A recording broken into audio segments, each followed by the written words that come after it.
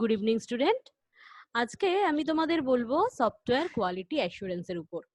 যদিও এর আগে আমি এর উপর ক্লাস নিয়েছি, কিন্তু আজকে আমার ক্লাসটা মূলত তাদের জন্য যারা সফটওয়্যার কোয়ালিটি অ্যাসুরেন্সের টেস্টটা ক্লাসটাকে অ্যাটেন্ড করেনি।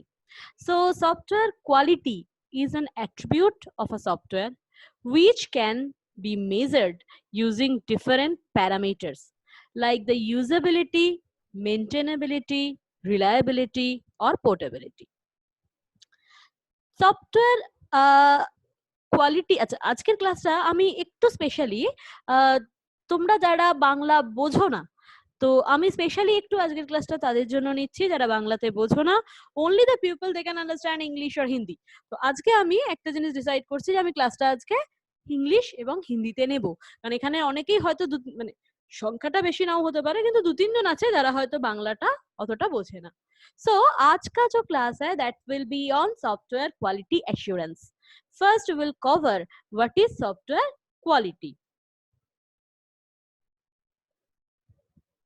तो software quality reflect how well it complies with or conform to a given design based on functional requirement. एक functional requirement के साथ साथ कैसे हम क्वालिटी के जो स्टैंडर्ड है उसको आगे बढ़ाए, कैसे स्टैंडर्ड मेंटेन करके क्वालिटी डिजाइन करे, वही इसमें आप सीखोगे। तो सॉफ्टवेयर क्वालिटी जो है इसके डिफरेंट पैरामीटर्स होते हैं, एंड ये जो क्वालिटी कोई कंपनी कोई प्रोडक्ट मेंटेन कर रहा है कि नहीं ये देखने के लिए there are certain authorities, certain companies which are giving the particular authority, which are giving the particular certificate for that. तो here you can see a picture, right? So in this picture you are seeing three pillars. One is quality planning, another is quality control and another is quality assurance. तो quality planning में क्या हो रहा है कि quality planning में आप किस particular पैरामीटर्स को लेके और कौन कौन सी स्टैंडर्ड देके क्वालिटी मेंटेन करनी है, किस तरीके से मेंटेन करना है, उसके लिए प्लानिंग करना है.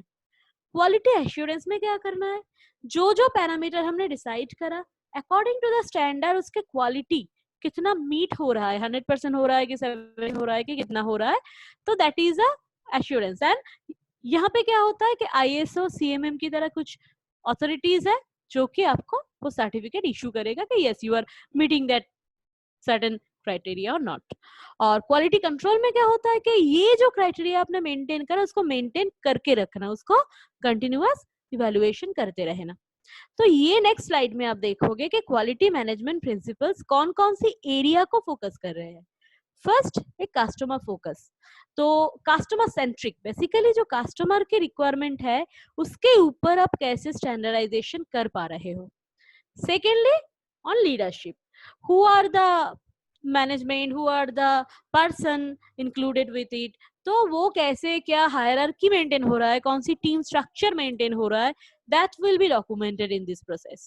Process approach, which process you are applying, which kind of methodology you are adopting, तो ये सारा कुछ documented होना है, ये इसमें आता है. फिर इम्प्रूवमेंट, कैसे आप अपने प्रोडक्ट को इम्प्रूव कर रहे हो, is evidence based decision making like this. And in the next we can see that there is some difference between software quality assurance and testing. तो टेस्टिंग क्या होता है, उसमें बग्स को ढूंढना है, that is testing is a process of discovering the undiscovered error, whereas the quality assurance is a process of improvement of continuous development, improvement of the development process. तो अगर हम क्वालिटी एश्योरेंस ठीक से करें, quality checking ठीक से करें, then testing के लिए हमारा जो टाइम और कॉस्ट दोनों ही बच जाएगा. नेक्स्ट यहाँ पे हम सॉफ्टवेयर क्वालिटी के कुछ पैरामीटर्स देखेंगे. Functionality, reliability, usability. यूजेबिलिटी क्या होता है, इसमें अंडरस्टैंडेबिलिटी, लर्नेबिलिटी ये होता है. तो यूजेबिलिटी में क्या होता है कि people can understand the software, people can easily use the software. तो अंडरस्टैंड मीन्स सपोज आपने अगर ऑफिस के सॉफ्टवेयर देखे हो, तो ऑफिस के सॉफ्टवेयर में देखना ऊपर में जो है एक मेनू दे दिया गया, फिर उस मेनू के बाद भी नीचे छोटे छोटे ऐसे पिक्चर्स देके, आइकॉन्स देके मेनू दे दिया गया, ताकि आपको किस तरीके से हेल्प हो पाए, और हेल्प करने का बहुत सारे तरीके वहां पे दिए गए, अंडरस्टैंडिंग के बहुत सारे तरीके दिए गए, ताकि आप आसानी से समझ पाओ. तो इस तरीके से there are certain parameters of software quality, and उसको हम कैसे समझे. ये भी मैंने आज अपना ऑनलाइन डिस्कशन में पूरा कंप्लीट कर दिया। नेक्स्ट, यही यही वाला पिक्चर हम और थोड़ा सा डिटेलिंग में जाते हैं। सपोज यहाँ पे क्या हो रहा है कि यूजेबिलिटी, तो is the software easy to use, that means ये सॉफ्टवेयर के हम आसानी से यूज कर पाएंगे अगर सॉफ्टवेयर को आसानी से समझ पाएंगे, अगर अंडरस्टैंडेबिलिटी क्लियर हो तो सॉफ्टवेयर को आसानी से यूज कर पाएंगे। Is the software portable, portable means हमने पोर्टेबल टीवी सुने, पोर्टेबल रेडियो सुने, राइट। तो पोर्टेबल मीन्स जिसको एक जगह से दूसरी जगह आसानी से लिया जा सके। तो portability means how easy is to transfer the software to another environment. That means एक सॉफ्टवेयर को हम एक एनवायरनमेंट से दूसरे एनवायरनमेंट में, या नहीं विंडोज से लिनक्स में कैसे कितनी आसानी से ट्रांसफर करें। क्या उसके लिए हमें ज्यादा दिक्कत उठाना पड़ेगा? अगर ज्यादा दिक्कत उठाना पड़े तो that is not a portable. जैसे कि अगर हम सी को कहे तो सी हम पोर्टेबल नहीं कहेंगे, जहां पे हम जावा को एज अ पोर्टेबल बोल सकते हैं। तो now see the definition of software quality assurance. This is simply a way to assure quality in the software. It is a set of activities which ensure process, procedure and as well as the standard. तो quality assurance में क्या होता है, हम process भी देखते हैं, procedure भी देखते हैं और उसका स्टैंडर्ड भी नोटिस करते हैं। ये जो नीचे आप पिक्चर देख रहे हो, इस पिक्चर में जो जो एरिया में बोला गया तो उस एरिया में पर्टिकुलर हम क्वालिटी एश्योरेंस में फोकस करेंगे। जैसे कि development, R&D, research and analysis, एक पर्टिकुलर प्रोडक्ट पे कितना रिसर्च किया जा रहा है, उस प्रोडक्ट को और इम्प्रूवमेंट के लिए कितना रिसर्च किया जा रहा है, तो that is under quality assurance. कौन से प्रोटोटाइप आप यूज कर रहे हो, कौन से डिजाइन यूज कर रहे हो, that is under quality assurance. आप टेस्टिंग और प्लानिंग के लिए कैसे उसको डॉक्यूमेंट कर रहे हो, that is also under quality assurance. अब हम आगे जाते हैं तो यहाँ पे हम देखते हैं कि क्वालिटी एश्योरेंस के कौन कौन सी मेनली, मतलब हम क्यों करते हैं, व्हाट आर द रिक्वायरमेंट्स। तो there are certain requirements. Number 1 is avoid failure. अगर हम क्वालिटी चेकिंग पहले से करते रहे तो ये चांसेस कम होते हैं कि हम फेल हो जाए। दैट मीन्स अगर हम पहले ही रिस्क को आइडेंटिफाई कर ले, पहले ही आइडेंटिफाई कर ले कि इसको कैसे ठीक करना है, तो फेलियर इतना नहीं होगा। Second, better development process. इसमें हमारा जो पूरा प्रोसेस होता है development process, that would be better definitely. And effective management, तो पूरा का पूरा डॉक्यूमेंटेड हो रहा है, ऑर्गेनाइज्ड हो रहा है, वेल स्ट्रक्चर्ड हो रहा है, that means it will generate effective management. और क्वालिटी प्रैक्टिस एंड स्टैंडर्ड तो है ही। तो ये क्वालिटी एश्योरेंस का सर्टिफिकेट देने के लिए कुछ कंपनीज है, जैसे कि एक इसमें से है कंपनीज यानी कि ऑर्गेनाइजेशन। तो one is ISO, that is international organisation of standardisation. This ISO is a world wide federation of national standard bodies. इसमें क्या किया, 160 कंट्रीज, दुनिया के पूरे 160 देशों ने मिलके एक ऐसे बॉडी बनाए, इंटरनेशनल बॉडी, और इन्होंने कुछ पैरामीटर्स डिसाइड करे हर एक प्रोडक्ट के ऊपर, हर किसी के ऊपर। तो पैरामीटर्स डिसाइड करे और स्टैंडर्ड उसके डिसाइड करे, उसके accordingly they are giving the standard. ISO 9000 standard, जो ISO के एक स्टैंडर्ड है, तो it is defined as international standard of quality management. तो इसमें क्या किया जाता है कि इसमें quality system elements needed to maintain an efficient quality system. तो ISO में जो होता है, rather than giving emphasis on process, ISO initially give emphasis on product। तो ISO में प्रोडक्ट के ऊपर उनके एम्फेसाइज रहते हैं। और ISO क्योंकि ओनली सॉफ्टवेयर कंपनीज के लिए नहीं, तो ISO product management, manufacturing, even beauty products, तो हर एक चीज के ऊपर ISO हो सकता है। तो there are the certain generalised standardisation format. तो ISO की ही एक सीरीज है ISO 9001, जिसमें क्या किए जाते हैं कि fundamental and vocabulary of quality management system, इसमें क्वालिटी मैनेजमेंट के ऊपर जोर डाला गया था।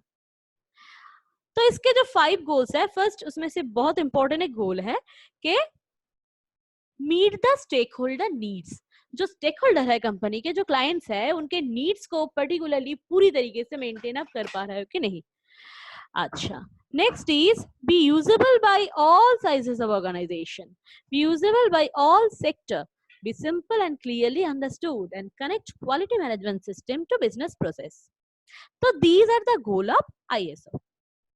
And the latest version is 9001-2005, जिसमें ये किया गया कि प्रोडक्ट एंड प्रोसेस ये दोनों इंडस्ट्री पे ही जोर डाला गया और कस्टमर एंड रेगुलेटरी रिक्वायरमेंट पे जोर डाला गया एंड उसमें कंटिन्यूअस इंप्रूवमेंट पे भी जोर डाला गया था।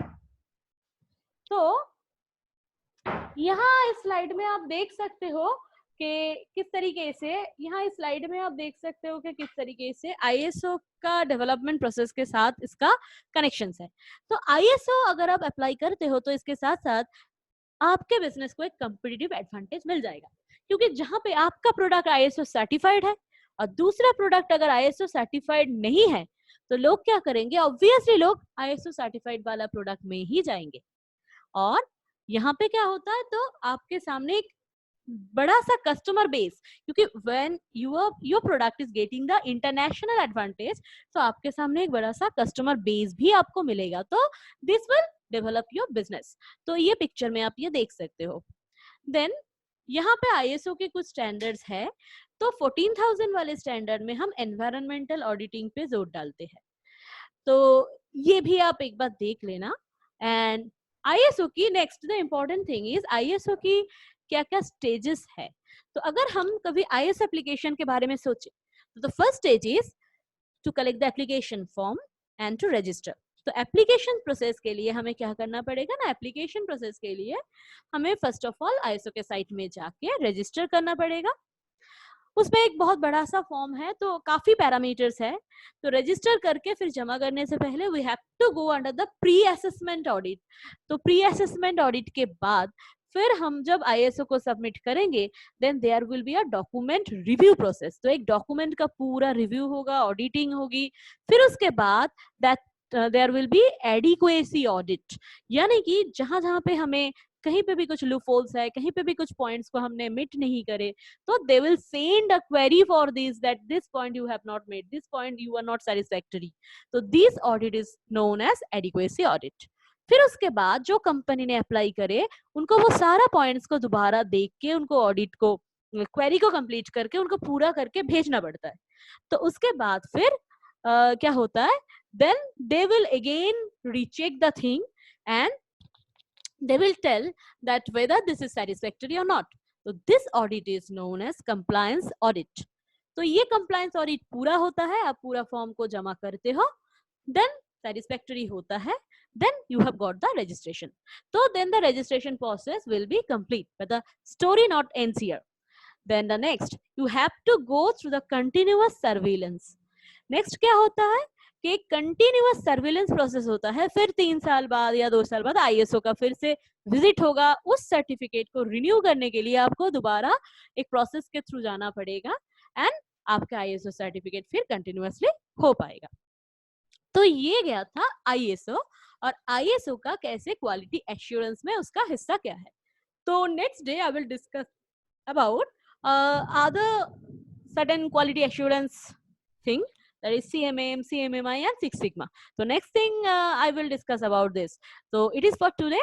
Thank you very much.